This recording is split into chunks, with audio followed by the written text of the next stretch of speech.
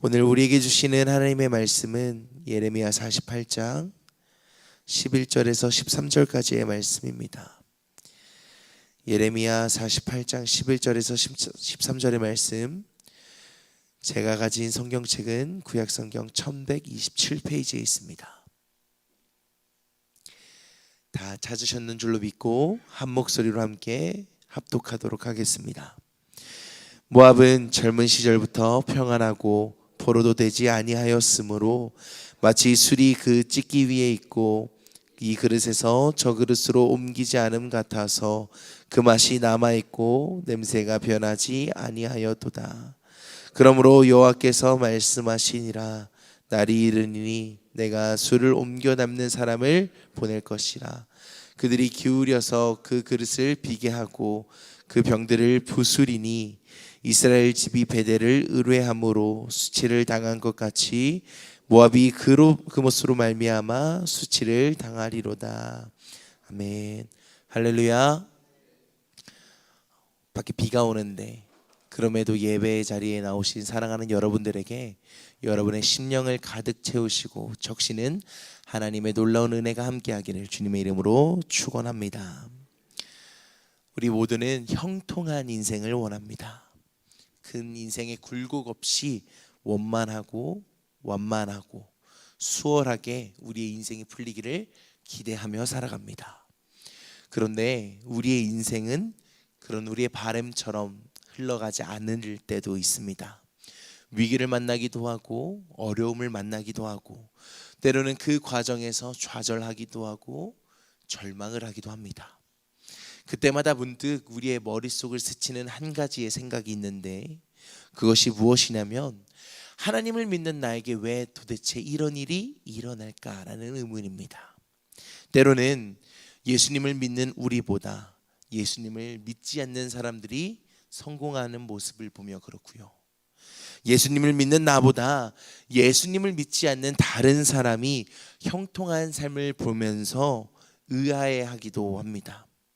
공의롭고 정의로우신 하나님께서 내게 어떻게 그러실 수 있냐고, 악인의 형통을 그냥 내버려 두시고 하나님을 믿는 나에게는 왜 이런 어려움이 가득한 거냐고 불평하기도 합니다.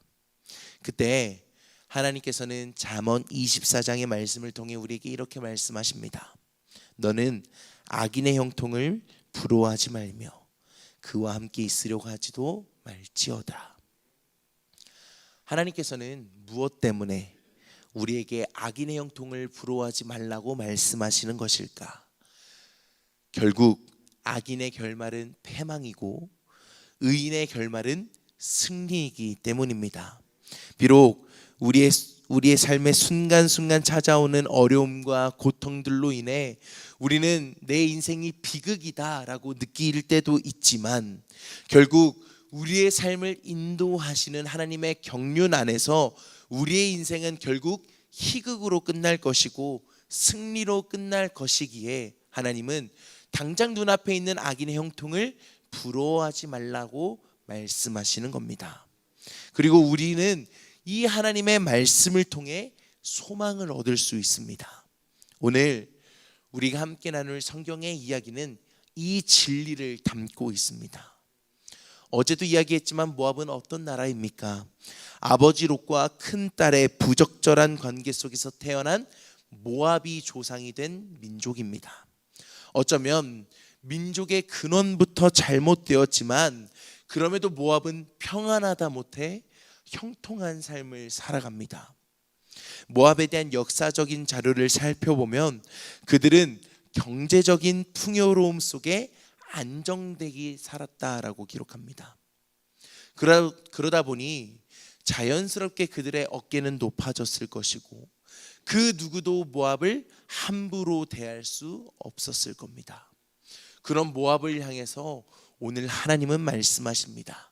11절과 12절의 말씀입니다. 모압은 젊은 시절부터 평안하고 포로도 되지 아니하였으므로 마치 술이 그 찌기 위에 있고 이 그릇에서 저 그릇으로 옮기지 않음 같아서 그 맛이 남아있고 냄새가 변하지 아니하였도다. 그러므로 여호와께서 말씀하시니라. 날이 이르니 내가 술을 옮겨 담는 사람을 보낼 것이라. 그들이 기울여서 그 그릇을 비게 하고 그 병들을 부수리니. 다른 지역에 비해 풍부한 자원과 기름진 땅에서 나는 소산으로 경제적 풍요를 누리는 모압, 게다가 고원지대라는 이점으로 외세 침략에서부터 안정을 누리던 그들에게 오늘 하나님은 심판을 말씀하시는 겁니다. 오늘 성경은 모압을 숙성된 술에 비유합니다. 저는 술에 대해서는 잘 모릅니다.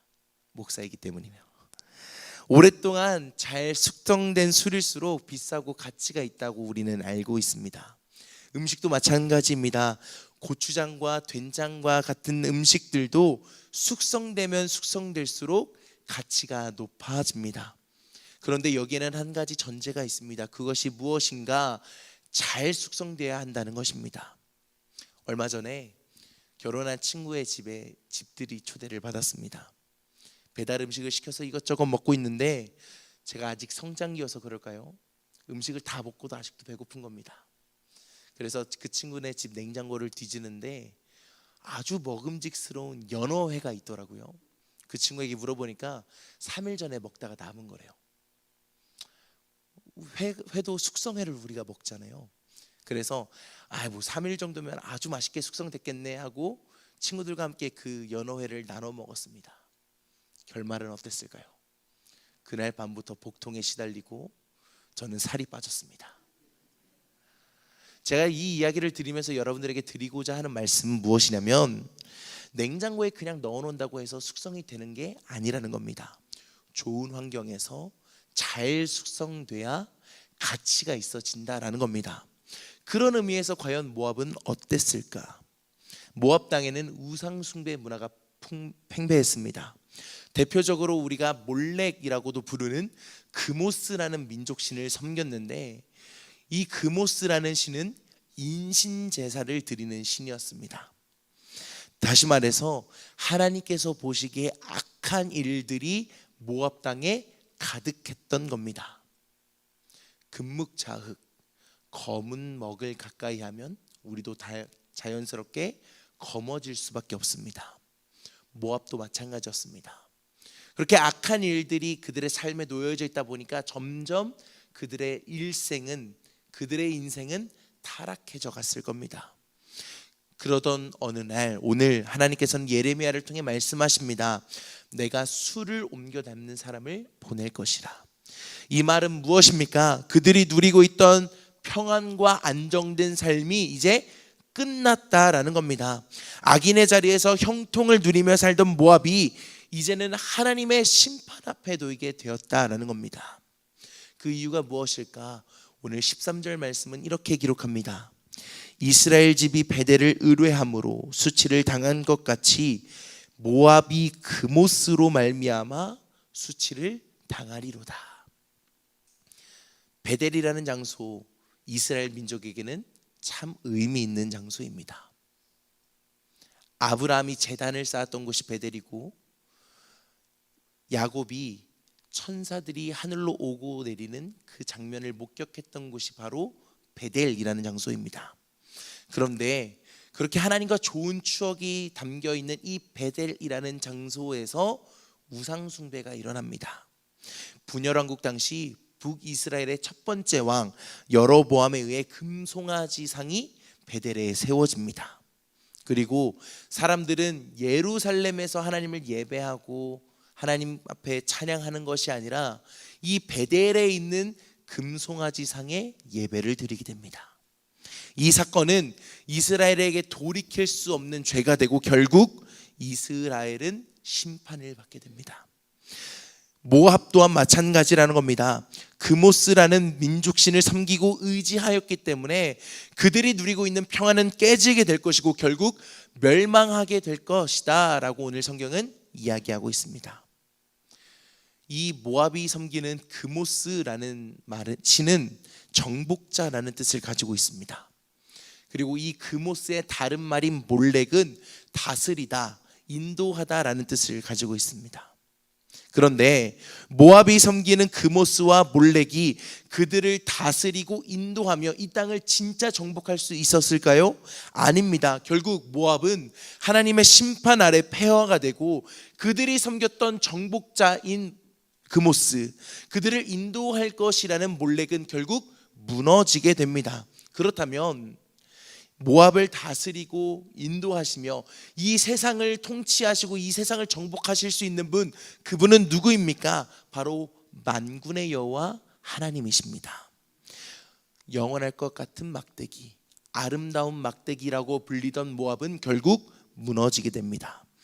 또한 그들이 가지고 있었던 경제적인 풍요로움, 평안과 안정 모두 사라지게 됩니다. 그리고 그 자리에 무엇이 남습니까? 하나님의 이름만 남게 됩니다. 이것을 통해 우리가 기억해야 하는 것이 있습니다. 형통은 누구로부터 옵니까? 바로 우리가 믿는 하나님으로부터 온다는 것을 믿으시기를 축복합니다. 우리를 지켜주고 우리를 높여주고 우리를 인도하는 것은 경제적인 풍요로움도 군사적 안정도 아닙니다. 바로 하나님의 자비하심과 보호하심, 하나님의 인도하심인 줄 믿습니다. 그렇다면 답은 정해져 있습니다. 사랑하는 여러분, 여러분은 무엇을 의지하며 사시겠습니까? 무엇을 쫓으며 사시겠습니까? 바라기는 저와 여러분들이 하나님을 의지하며 사는 은혜가 있기를 축복합니다. 하나님을 쫓고 하나님을 바라보는 믿음이 있기를 축복합니다. 그래서 우리의 인생에 하나님께서 허락하시는 진정한 평안, 하나님께서 다스리시고 인도하시는 형통의 복이 있기를 주님의 이름으로 축원합니다. 말씀을 정리합니다. 예레미야 말씀을 통해 결국 블레셋도 모압도 앞으로 바벨론도 무너지게 될 것이라는 하나님의 이야기가 들립니다. 그들이 자랑했던 군사력, 경제력, 그들이 의지하던 모든 신은 결국 의지할 대상이 되지 못한다라는 것을 우리에게 보여줍니다. 우리의 인생 또한 마찬가지입니다. 우리는 스스로 많은 것을 지키려고 하고 의지하면서 모든 상황을 이겨내 보려고 하지만 결국 그런 유한한 가치들로는 우리 스스로를 지킬 수 없습니다. 이때 우리를 지켜주고 우리가 의지할 대상이 있습니다. 바로 하나님입니다. 오직 믿음으로 라는 찬양의 가사는 이렇습니다. 세상 흔들리고 사람들은 변하여도 나는 주를 섬기리. 주님의 사랑은 영원히 변하지 않네. 나는 주를 신뢰해. 믿음 흔들리고 사람들 주를 떠나도 나는 주를 섬기리. 주님의 나라는 영원히 쇠하지 않네. 나는 주를 신뢰해. 이 시대는 우리에게 영원한 가치는 없다라고 말합니다. 그러나 우리가 믿는 하나님은 영원한 분이십니다. 이 시대는 영원한 사랑이 없다라고 우리에게 이야기합니다. 하지만 우리를 향한 하나님의 사랑만큼은 영원합니다. 이 시대는 우리에게 영원한 안정, 평안, 형통이 없다라고 이야기합니다. 하지만 하나님과 함께라면 우리의 인생은 영원한 형통 속에 살아가게 될 줄로 믿습니다. 바라기는 오늘 하루 주어진 삶의 자리에서 영원한 하나님을 붙잡고 그 안에서 참된 기쁨과 평안을 누리며 살아가는 저와 여러분 우리 모두가 되시기를 주님의 이름으로 간절히 축원합니다. 기도하겠습니다. 세상은 변하고 가치는 달라져도 우리를 향한 변치 않는 사랑으로 함께 하시는 하나님, 오늘 말씀을 통해 이 세상의 어느 것도 우리에게 영원한 형통을 줄 수 없다는 것을 깨닫게 하심이 감사드립니다. 오직 한 분, 하나님은 영원하십니다. 우리가 그 하나님을 신뢰합니다. 의지합니다. 바라봅니다. 우리의 삶을 인도하여 주옵소서. 영원한 기쁨과 평안으로 우리의 삶을 인도하여 주옵소서. 더 이상 세상의 가치를 쫓고 의지하는 인생이 아니라 영원한 하나님을 의지하는 우리 모두가 되게 하여 주옵소서. 세상은 끊임없이 우리를 향해 세상의 기준을 말하지만 우리의 기준은 영원한 하나님께 있음을 고백합니다. 하나님만이 우리의 주인 되셔서 우리의 인생을 다스려 주옵소서. 이 시간 새벽을 깨워 하나님을 예배하는 우리 모두에게 한량없는 은혜를 베풀어 주옵소서. 그 은혜로 말미암아 주님 한 분만으로 만족한 하루를 살아내게 하여 주옵소서. 육체의 질병과 어려운 현실들로 힘들어하는 이들을 돌보시고 하나님께서 허락하시는 형통과 평안 속에 살아가는 축복을 허락하여 주옵소서. 예수님의 이름으로 기도합니다. 아멘. 하늘에 계신 우리 아버지여, 이름이 거룩히 여김을 받으시오며 나라가 임하시오며 뜻이 하늘에서 이루어진 것 같이 땅에서도 이루어지이다. 오늘 우리에게 일용할 양식을 주시옵고 우리가 우리에게 죄 지은 자를 사하여 준 것 같이 우리 죄를 사하여 주시옵고 우리를 시험에 들게 하지 마시옵고 다만 악에서 구하시옵소서. 나라와 권세와 영광이 아버지께 영원히 있사옵나이다. 아멘. 주신 말씀을 기억하며 하나님, 우리가 영원한 하나님을 의지하기를 소망합니다. 하나님을 바라보는 축복의 인생들 되게 하여 주옵소서. 흔들리고 넘어지는 상황 속에서 믿음의 눈으로 하나님을 바라보게 하여 주옵소서. 하나님께 모든 것을 구하며 특별히 이 시간 여러분들이 가지고 나오신 문제와 어려움, 기도 제목들을 놓고 이 시간 주님의 이름 한번 부르짖고 통성으로 기도하시겠습니다. 주여